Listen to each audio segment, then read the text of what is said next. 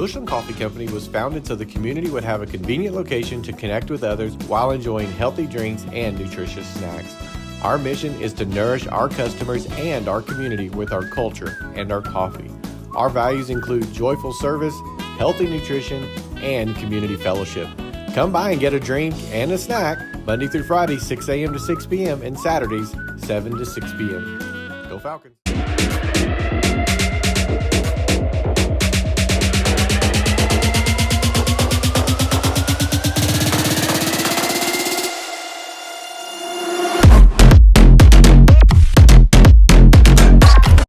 Ready to kick off this 2024 season with the very first coaches show. So welcoming back Mark Boyette to the group. Hey guys, how y'all doing? Glad to be back, bro. No, it's good to be back, man. And this old guy, he's been around now 5 years? It's my 5th year as a head coach. All right, yes. 5th year as head coach. Well, welcome back, Coach. Thanks. Good to be back. Good to see you guys again. He has a mic. I know, I forget. He has a mic. Sorry, I was just showing him. We feel like we're like being professional today, you know what I mean? Yeah, so yeah. We are professionals. I'm sorry. Go ahead. Sorry. So, Coach, just to ask you, how you feeling about this year so far? I know it's the first game coming up. You've had a couple of scrimmages. Yeah, I feel good about our program in general. Watching our JV and our freshmen play last night and everything, our kids are going to play hard. I know that. Our kids are going to play hard. We're not going to be perfect. We'll make mistakes, but our kids are going to play hard, and I think they're going to represent our school and our community well. And, like I said, you don't really know what you have until you get to those scrimmages and games. And even in the scrimmages, you're kind of vanilla a little bit. Kind of vanilla a little bit. And but my takeaways from the scrimmages going into tonight are, that our kids are going to play hard. They care about it, and they're going to play with a lot of passion. Yeah, it's exciting to be back in action. I mean, even the weather today. When you walk outside, it's, the high today is in the 70s, Yeah. A lot of rain this morning. So, you can just feel football in the air. We're excited. But out of the scrimmages, has anything stood out to you like the most? Like, man, we are really clicking here, or is there what is your takeaways from the scrimmages you've seen? I thought defensively, we played really well in both the scrimmages. We got after people pretty good, I think, on the defensive end. And I think we probably didn't show much defensively. On the flip side of that, the teams we scrimmaged probably didn't show a whole lot offensively either. Most people tend to in scrimmages, you're not game planning a whole lot. It's a glorified practice. You're just trying to go out there and run your base offense, defense, and just see, all right, what mistakes were we making? What do we need to clean up? What do we need to fix? So you can't take too much away from scrimmages, but I thought our defense played well. I thought offensively we got better from scrimmage 1 to scrimmage 2 for sure. I thought we were really good up front on the offensive side in the second scrimmage. Ran the ball extremely well, really physical there. It's awesome. So we got a lot of returning seniors this year, looks like. Yes. We got to be at Media Day. 22, I think. Yeah, so it was really great to talk to all the seniors and really even some of the younger classmen talking about that senior leadership of the team. So most of that on the defense, right? We brought a lot of starters from last year's defense. Is that right? Yeah, I think we had six or seven returning starters on defense. Obviously, lost some good ones. Yeah. But that's what you want every year. You want a program to where you have quite a few seniors, and you want to be able to say that every year. You don't want to have to say, well, we got rid of that group. You know what I mean? So, again, lost a good group, but they helped part of that process and that culture set the standard. I think we had some of our groups for years now have been doing that, and that's kind of the expectation is when we lose a good group, the next group comes in, steps up. The underclassmen that were on JV, maybe freshman team the year before, it's their turn to step up. And like you said, I think it's their expectation that we carry on the tradition and have a great year. From a state perspective, Bushland's really gained a lot of recognition for Region 1 over the years. And with Brock moving up into 4A, Dave Campbell's Texas football put a big emphasis on Bushland. In fact, predicted to come out of Region 1 And that's probably going to come down like you in Paradise. But how do you keep the team focused? It's one game at a time. What are Yeah. some things y'all do to try to make sure, hey, let's stick one game at a time and don't get caught up in that? Yeah, well, we have last week we talked about we have outcome goals and process goals. Outcome goals are what you're talking about. We want to get to that state championship game and not just get there but win it. We won't be playing at Cowboy Stadium. We won't be playing in December. And then we obviously win a district championship and then win one game at a time, right? But that's stuff we don't talk about a whole lot because if you, like to get to your point, if you start talking about what's down the road 15 weeks from now, you're going to let one slip up on you. So honestly, we haven't talked much about the end game. It's about just getting better.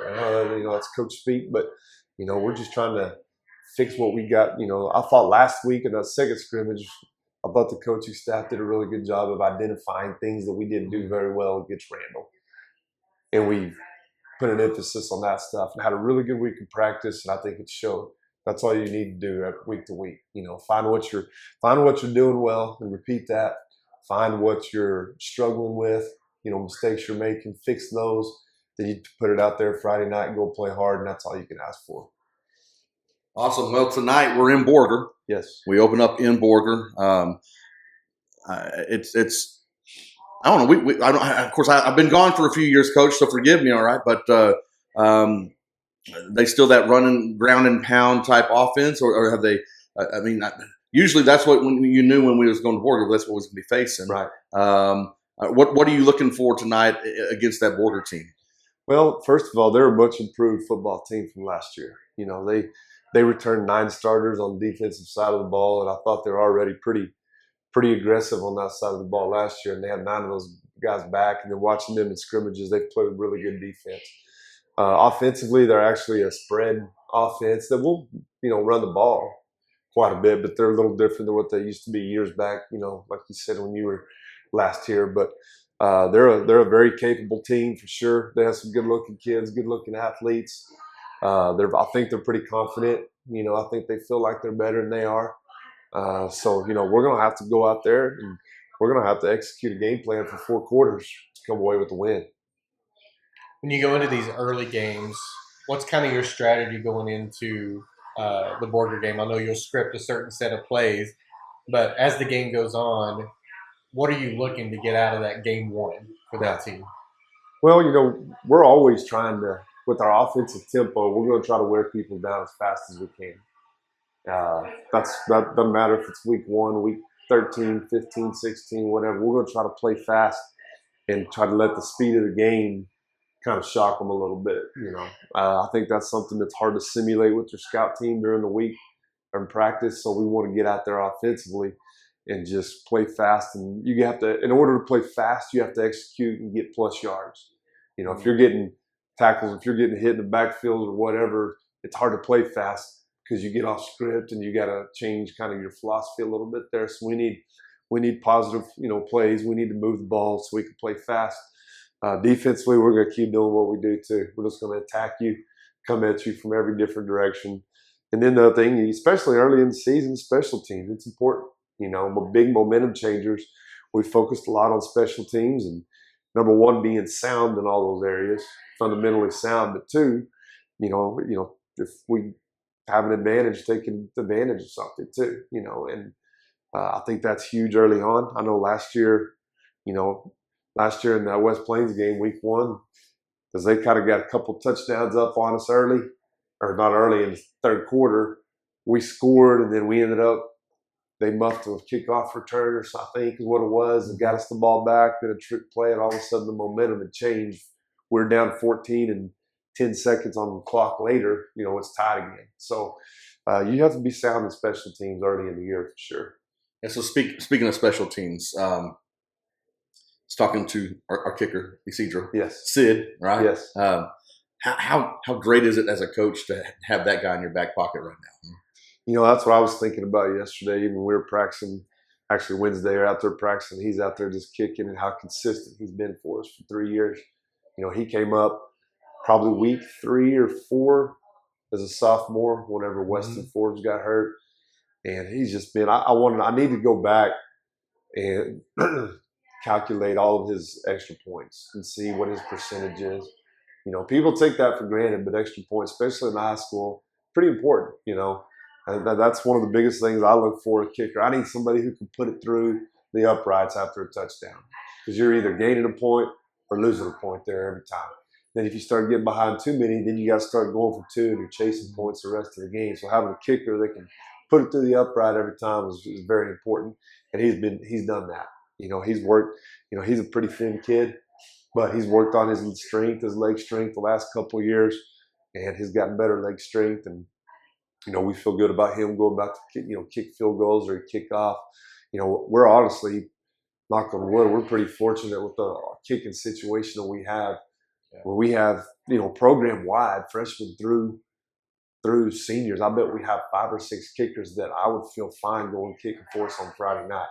And that's honestly, we train that stuff. We do a kicking circuit 2 days a week all year through the football season. We're trying to identify those kids who can kick, and they just kick, because you can't wait till, if you wait till that year where, oh boy, we don't have a kicker, you waited too long. Yeah. You know, I think we have 3 guys in the varsity that can kick, Ty Purcell and Ty Tarango. And then you have, on the JV, you have Stephen Lukert, Cannon Avon, they both kicked last night. You know, they both kicked off, they both kicked extra points last night. And then Reese Melvin at the freshman level could kick really good as well. So, you know, just really, it's like I said, it can be a problem, but if you get ahead of it, you know, you work that thing year after year, then you probably can find you a kicker in there somewhere. So we're pretty blessed in that scenario there. Yeah, I was talking to Sid the other day, and I said, okay, game's on the line. When will you say, Coach, send me in? Yeah. I mean, where do we have to get? He says, 45, 50 easy. Yeah. I was like, okay, bud, that's great. That I was like, that's excellent. You know what I mean? So I wasn't expecting that, but it's good. All right. I'm going to change course real quick, because this year is a special year for you as a coach, because your son's a senior. You've seen these boys play together for years now, right? And I know I asked you this the other day, but I'm just curious. How does it feel? I mean, Colton, watching all these kids grow up together, from a dad perspective, how does that make you feel? Well, it makes you feel old. Amen. True. You know, it's when we moved here in 2012, Colton was going into kindergarten, and that's hard to believe that we've been here that long. Wow. So it's fun. It's a lot of fun. You know, not just Colton, but all those kids that you've seen forever. You know, it just makes you realize that you as a parent, forget even being as the head coach. As a parent, you need to enjoy it. And I think, you know, you've been done now with your boys playing and everything, because, you know, hopefully, I'll tell the kids all this all the time, but I hope there's bigger and better things for you in life down the road than high school athletics. Now, we want it to be special. We want it to be something you enjoy, that you have some great memories of, that helps you be a better man, better person. But I hope there's better things down the road for you, you know, in your profession, in your faith, in your being a father, being a husband, and all that kind of stuff. But as you look at it, it's just crazy how fast it got here, you know. And sometimes I have to kind of remind myself to enjoy it, you know, because once it's done, you know. And there'll still be great things in the future, but, you know, this is definitely a very special moment. That's awesome. Yes.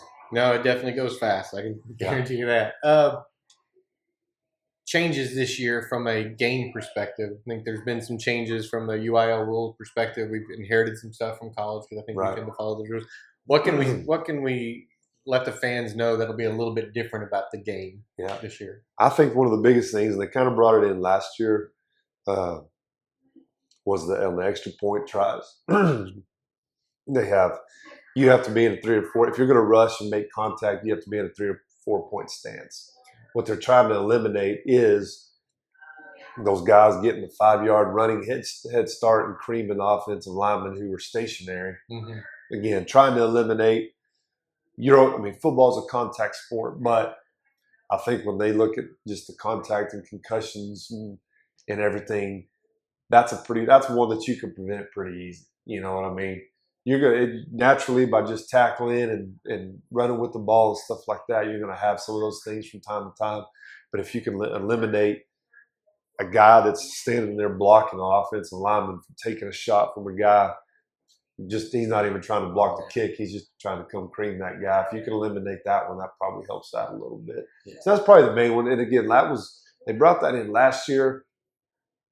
Sometimes it was enforced, sometimes it wasn't, sometimes it's different by different crews or different chapters, and I think they're going to probably, it's a 15-yard penalty now. Mm-hmm. So that's like I told the kids, I said, we got to know this rule, because if they score and we don't do this right, they kick the extra point, they can do the 15-yard penalty on the kickoff. So now they're probably kicking an onside at that point. So it can change a lot. So that's probably one of the biggest things that people may see that thinking, what happened? Was it a personal foul? Did somebody do something? But that's probably one of the biggest ones for sure. Yeah, I got to sit in the in that referees meeting. Yes. And I was actually shocked. I love football, and I love watching it. But as they showed specific plays from last season, like this should have been called, this wasn't called. Right. And then you start seeing that, because a lot of times as fans, you look, did he make the field goal? Did he make the extra point? That's all you really care about, right? You didn't see how that guy took a running start and absolutely annihilated that offensive lineman sitting there, and which can cause the injury and stuff. But they in that meeting, they were very, hey, we are calling this year. So I'm glad you caught that, because I thought, man, I hope we're on top of that, because that's a lot of unnecessary 15-yard penalties. It is. You know what I mean? Like you said, they kick the extra point, and then you get the 15-yarder. Now you move up, kick it off from the 40 to the plus 45. Yep. You might as well try an onside at that point. You know absolutely. what I mean? So it can flip some momentum in a hurry.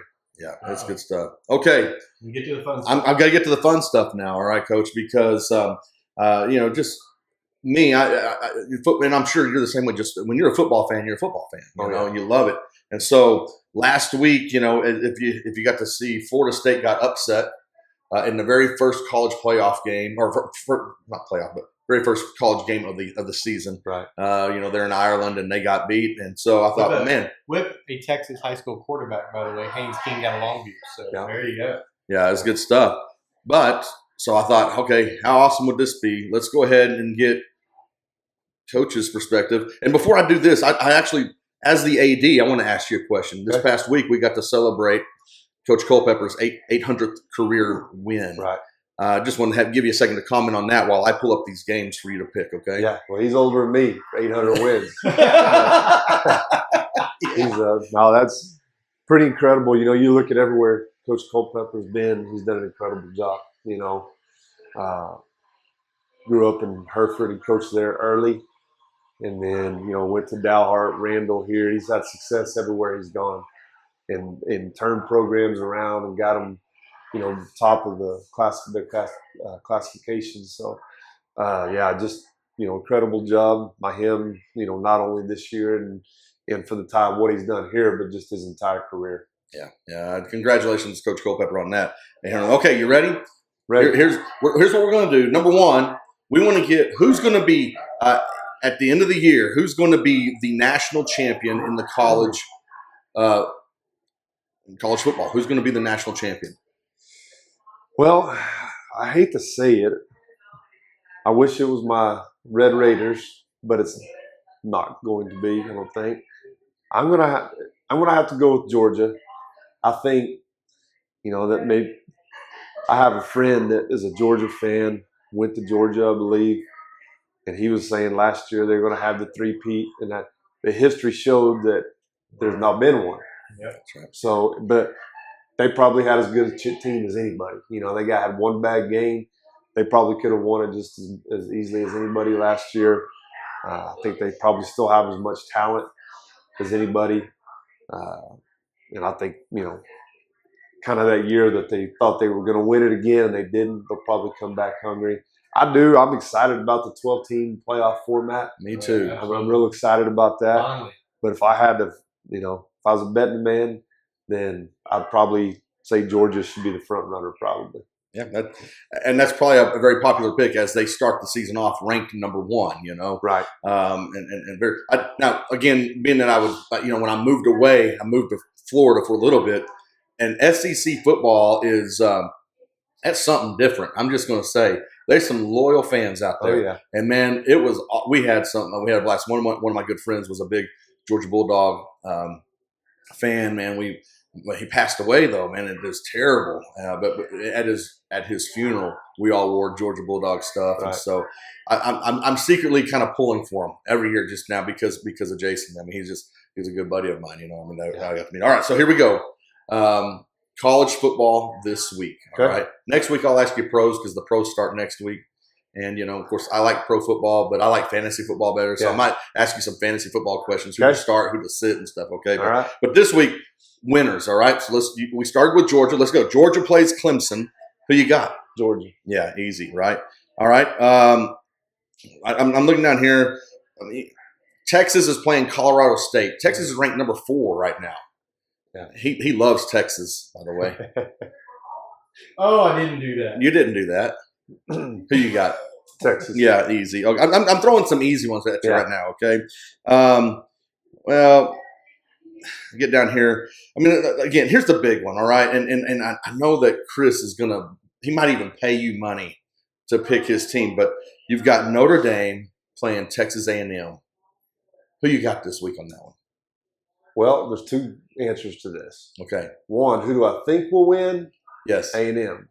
Who do I want to win? Notre Dame. I can't say I'll ever want A&M to win a game ever. It's all right. It's all right.